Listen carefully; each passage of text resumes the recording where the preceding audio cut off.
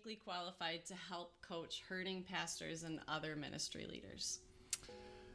To put it simply and briefly, as a pastor and his family, by God's grace, we navigated almost everything incredibly wonderful that we could go through, and almost everything incredibly painful, damaging, and destruction. We went through both sides of it.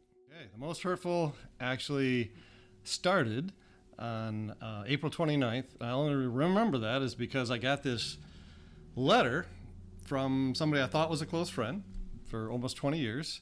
And as I was sitting in my office, opened this letter, read it. It was like 3 pages typed, I think even single space.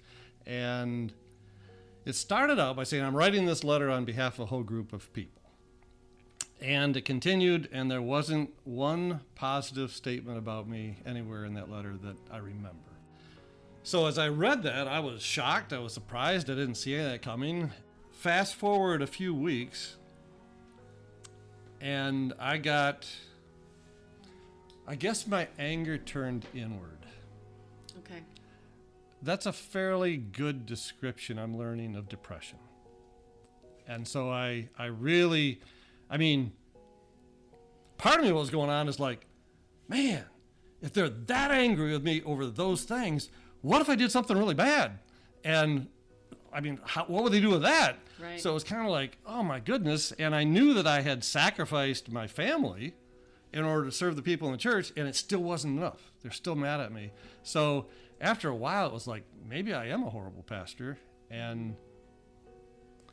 And I actually got to the point that maybe everyone, my family included, would be better off if I wasn't here. I was so wounded at that point, I didn't even think about going for help, much less try to figure out where to go for help. And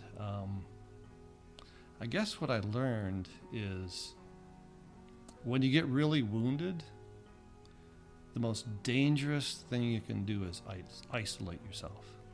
I learned that especially in men, depression is a self-masking thing. It robs the guy who's going through depression of realizing they're depressed. And we do all these other kinds of things without realizing it, but the people around us can see it.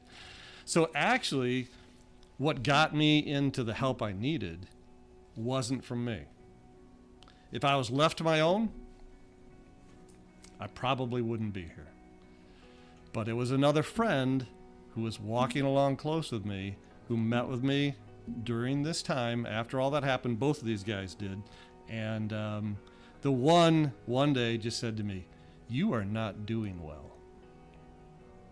I don't think you're going to make it."